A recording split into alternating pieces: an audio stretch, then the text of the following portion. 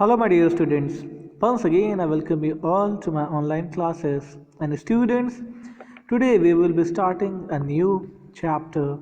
And as you can see on the screen, it's chapter number 16, titled A Day in the Country. So, students, आज जो हम chapter पढ़ने वाले हैं, it's really a very emotional, very interesting and wonderful chapter. And ये जो chapter है ये नो डाउट बहुत ही अच्छा होगा आप लोगों के लिए. And we will enjoy this chapter as we are going to learn so many things from it as well. So बच्चों, सबसे पहले हम चैप्टर की टाइटल के बारे में डिस्कस करते हैं कि इसका क्या मतलब है. A day in the country. तो सबसे पहले आप सोच रहे होगे कि कंट्री का मतलब तो होता है like India is a country, America is a country. तो कंट्री आप लोग बिल्कुल सही हो, कंट्री एक देश को कहते हैं. लेकिन बच्चों, कंट्री एक ऐसा वर्ड है जिसका बाकी दूसरे मीनिंग्स भी होते हैं. Okay, so it has multiple meaning and one of the meanings of country is village. Country का बच्चों जो दूसरा मतलब होता है वो होता है विलेज या फिर रूरल एरिया. जैसे कि हम कह सकते हैं कि जहाँ पर अपना स्कूल है वो एक तरह से एक रूरल एरिया में है ना. तो ये कंट्री एरिया है, कंट्री साइड भी लोग कहते हैं. तो a day in a country मतलब इस चैप्टर में हम लोग पढ़ेंगे एक दिन के बारे में, दैट कंट्री में क्या होता है. आज गांव के बारे में हम देखेंगे कि वहाँ पे क्या हो रहा है, वहाँ के लोग क्या कर रहे हैं. तो सबसे पहले हम देखते हैं कि ये पोएट कौन है.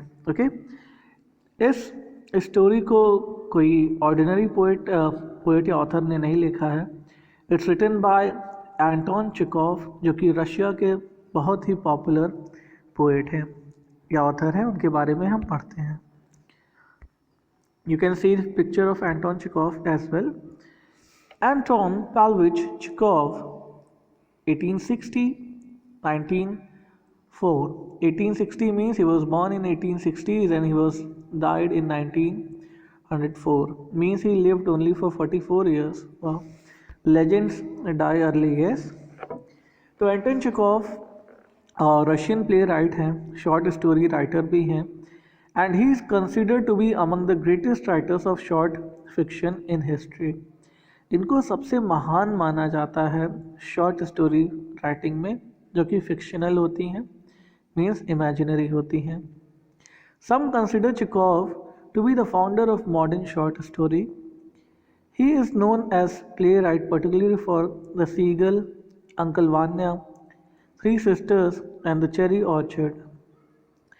कुछ लोग ये भी कहते हैं कि जो चेखोव हैं, एंटोन चेखोव, वो मॉडर्न शॉर्ट स्टोरी के फाउंडर भी थे.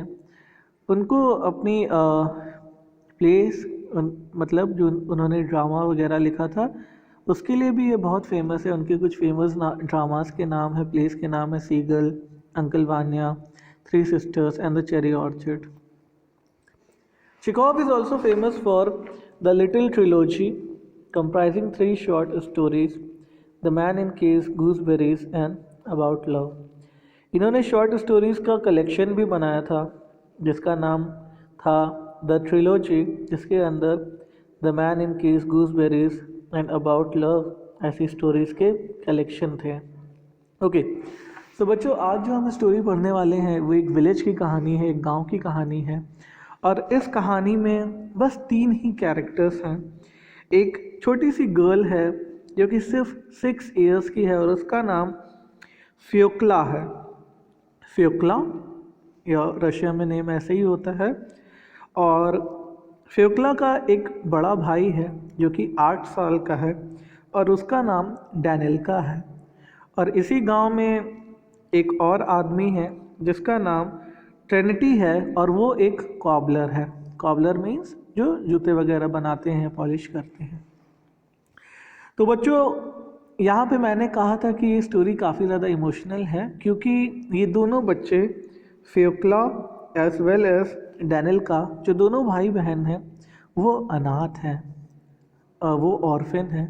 उनके माता पिता नहीं हैं और ये बच्चे बेसहारा गांव में अकेले हैं, है ना। तो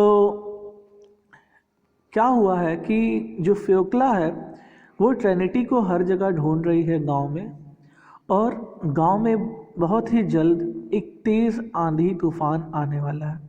जैसे बच्चों हमें पता चल जाता है जब आंधी या बारिश आने वाली होती है, क्योंकि अचानक से काले काले बादल आने लगते हैं, तेज़ तेज़ हवाएं चलने लगती हैं, तो पता चल जाता है कि अभी आंधी या बारिश होगी। तो उसी तरीके से गांव वालों को पता चल चुका है कि अभी बारिश और आंधी बहुत तेज़ से होने वाली है, और उसी अफरा तफरी में जो गर्ल है फ्योक्ला वो ट्रिनिटी को ढूंढ रही है, जो कि एक कॉबलर है। अब बच्चों उसको किस लिए ढूंढ रही है? उसको इसलिए ढूंढ रही है क्योंकि वही उसकी मदद कर सकता है, क्योंकि उसका बड़ा भाई डैनियल का उसने एक जगह जाकर के पेड़ों के नीचे अपने हाथ को फंसा लिया है, और उसके हाथ को निकलवाने के लिए ही ट्रिनिटी की वो मदद मांग रही है। बच्चों इस चीज़ को ध्यान से समझिए। अभी तक मैंने जो भी बताया आई होप आप उस चीज़ को समझ रहे होंगे। आगे बढ़ने से पहले मैं आपको रिक्वेस्ट करूँगा कि अभी तक जो वीडियो में मैंने बताया है उसको दोबारा से समझिए, अगर समझ में नहीं आया हो तो play it again and listen carefully, okay. तो अब हम लोग बच्चों स्टोरी की शुरुआत करते हैं। Between 8 and 9 o'clock in the morning, a dark leaden-colored mass is creeping over the sky towards the sun. कह रहे हैं कि सुबह के 8-9 बजे का समय होगा, तभी बादलों में एक dark laden colour, dark laden means काले काले बड़े बड़े बादल धीरे धीरे आसमान की तरफ बढ़ रहे हैं, है ना। टुवर्ड्स द सन, वो सूरज की तरफ बड़े बड़े घने घने बादल आगे बढ़ रहे हैं। Red zigzags of lightning gleam here and there, जब काले बादल आते हैं तो उसमें बिजलियां भी कड़कती हैं, ऐसे बिजली कड़क रही है, उनकी चमक हमें दिख सकती है। There is a sound of far away rumbling, बहुत ही बारिश के जैसे बादल के गरजने की आवाज़ आती है, वैसी आवाज़ें सुनाई दे रही हैं। अ warm wind frolics over the grass, bends the trees and stir up the dust. In a minute there will be a spurt of May rain and a real storm will begin. तो कह रहे हैं कि अभी गरम गरम हवाएं चल रही हैं घासों के ऊपर से, और उसमें से खूब धूल और गर्दा उड़ रहा है, और बस लग रहा है कि मिनट भर के अंदर, मई के महीने में अक्सर आंधी तूफान आती है, वही मई के महीने वाली आंधी तूफान बहुत तेज़ी से आने वाली है। तो मैंने जैसे बताया बच्चों कि जब तेज़ से आंधी तूफान या बारिश होने वाला होता है तो हमें पता चल जाता है, आसमान में काले काले बादल आ जाते हैं, बिजली कड़कने लगती है, हवाएं चलने लगती हैं, धूल गर्दा होने लगता है। तो वैसा ही माहौल है, और आगे हम देखते हैं। बहुत ही अच्छी स्टोरी है, ध्यान से आप बच्चों लोग समझिएगा। फ्योक्ला, a little girl of 6, is running through the village looking for Trinity, the cobbler. The barefoot child is pale, her eyes are wide open, her lips are trembling. फ्योक्ला नाम की एक छोटी सी लड़की है जो कि सिर्फ 6 साल की है, इधर उधर भाग रही है पूरे गांव में, और वो ट्रिनिटी जो कि एक मोची है, कॉबलर है, उसकी तलाश कर रही है। वो बच्ची के पैर में जूते भी नहीं हैं, उसका चेहरा पेल हो चुका है, मतलब जब बहुत ज़्यादा आप घबराए हुए हो, परेशान हो, तो चेहरे का रंग उड़ जाता है, उस तरीके से इसका चेहरे का रंग उड़ चुका है। उसकी आंखें बड़ी बड़ी बाहर निकली हैं, और उसके जो लिप्स हैं वो ट्रेम्बल कर रहे हैं, मतलब शेक कर रहे हैं, कांप रहे हैं। मतलब लड़की काफ़ी परेशान है, और वो ट्रिनिटी को ढूंढ रही है, और सबसे पूछ रही है कि कोई ट्रिनिटी को देखा है। Uncle, where is Trinity? She ask everyone she meets. No one answers. They all are preoccupied with the approaching storm and take refuge in their huts. At last, she meets silently Silich, Trinity's bosom friend. So वो जो 6 साल की छोटी सी बच्ची है, गांव में इधर उधर भागती है और सबसे कहती है, अंकल आपने ट्रिनिटी को देखा, अंकल आपने ट्रिनिटी को देखा। लेकिन कोई भी उसके क्वेश्चन का आंसर नहीं दे रहा था, क्योंकि सब ऑलरेडी बिजी थे। प्रीऑक्यूपाइड मीन्स बिजी थे, क्योंकि तूफान आ रहा था और सब कोई अपना सामान समेट करके अपने घरों की तरफ भाग रहे थे। To take refuge means to take shelter. जब आंधी तूफान आता है तो हम सब क्या करते हैं, तुरंत से अपने घरों के अंदर छुप जाते हैं ताकि हम उससे बच सकें। तो वो सबसे पूछ रही थी कि ट्रिनिटी को किसी ने देखा है, ट्रिनिटी को किसी ने देखा है, कोई भी उसका आंसर नहीं दे पा रहा था। तभी वो ट्रिनिटी के बेस्ट फ्रेंड से मिलती है जिसका नाम सिलेंटी सिलिच है। ओके, तो वो सिलेंटी सिलिच के पास जाती है और उनसे पूछती है अंकल वेयर इज ट्रिनिटी। वो उनसे पूछती है अंकल ट्रिनिटी कहाँ है, uncle where is Trinity. At the kitchen gardens answer silently. तो उनके फ्रेंड वो अंकल बताते हैं कि ट्रिनिटी तो किचन गार्डन में होगा। आप लोग बच्चों ये देख सकते हो कि ये जो गर्ल है फेरक्ला हर तरफ ढूंढ रही है। वो बेयर फीट है, इसके पैरों को देखो, उसने कुछ पहना भी नहीं है, उसका चेहरा वाइट हो चुका है डर के मारे, और आंधी आने वाली है और गांव के सारे लोग इधर उधर अफरा तफरी पे अपने घरों की तरफ भाग रहे हैं। I hope you are getting my dear students. Okay, तो वो पूछती है कि अंकल अंकल ट्रिनिटी कहाँ है। तो वो कहता है कि ट्रिनिटी तो किचन गार्डन में होगा। The girl runs behind the huts to the kitchen garden and find Trinity. So वो जो लड़की है वो जल्दी से घरों के पीछे भाग करके गार्डन में जाती है और वहाँ उसको ट्रिनिटी मिल जाता है। अब हम देखेंगे कि ट्रिनिटी कौन है, कैसा है। The tall old man with a thin pock marked face, very long legs and bare feet, dressed in a women's tattered jacket. He is standing near the vegetable plots, looking with drowsy eyes at dark storm cloud. तो लड़की ढूंढते ढूंढते finally Trinity के पास आ जाती है। Trinity काफ़ी लंबा सा बूढ़ा सा आदमी है। आप लोगों ने अगर जैसे भूतनाथ पिक्चर देखी हो तो उसमें जैसे अमिताभ बच्चन की पर्सनैलिटी होती है, सेम वैसे ही ट्रिनिटी की पर्सनैलिटी है। वो लंबा सा है, उसके चेहरे पर दाग धब्बे हैं, निशान हैं। पॉक मार्क्स का मतलब है जो कटे फटे और उसकी चोट के निशान हो चेहरे पर। उसके बड़े बड़े पैर हैं, वो भी बेयर फीट है, उसने भी जूते चप्पल नहीं पहने हैं। और वो एक औरत का टैटर्ड जैकेट, फटे पुराने जैकेट को पहन करके खड़ा है।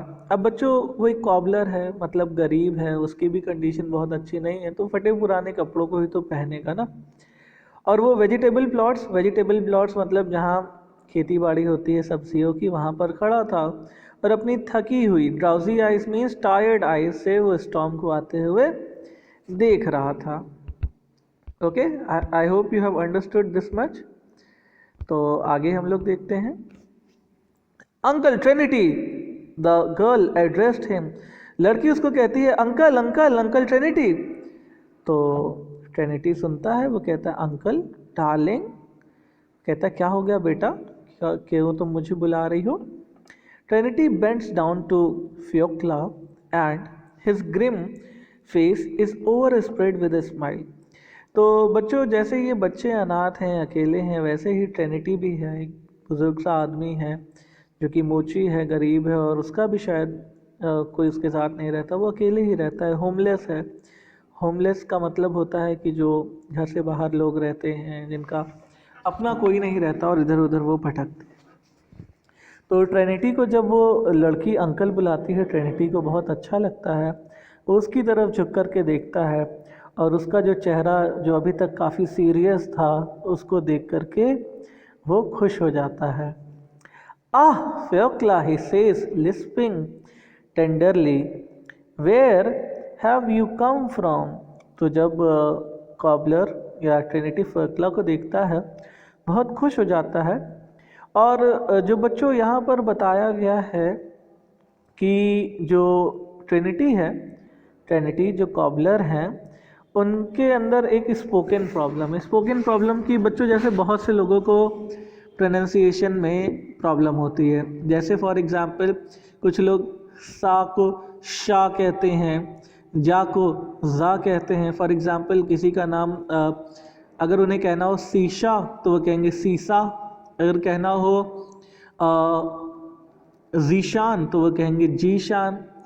तो ऐसे मतलब कुछ लोगों को शब्दों में की प्रॉब्लम होती है, वो सही से प्रोनाउंस नहीं कर पाते। इसी तरीके से ट्रिनिटी को भी शब्दों की प्रॉब्लम है, वो सा की आवाज़ को स कहता है ना। टीएच साउंड का मतलब होता है बच्चों, वो सा साउंड को टीएच साउंड कहता है। जैसे होता है बर्थडे में टीएच आता है, तो हम लोग बर्थडे नहीं कहना चाहिए, वो गलत है, बर्थडे कहना चाहिए। तो बेसिकली ट्रिनिटी को एक प्रोनाउंसिएशन प्रॉब्लम है, वो सा को से मतलब थोड़ा सा था टाइप का कहता है। चलिए ठीक है, इस पर इतना फोकस नहीं करिए, बस ये समझ लीजिए कि ट्रिनिटी का प्रोनाउंसिएशन नहीं सही है। तो वो कहता है कि अरे फेकला, तुम यहाँ क्या कर रही हो, तुम यहाँ क्या करने आई हो फेकला।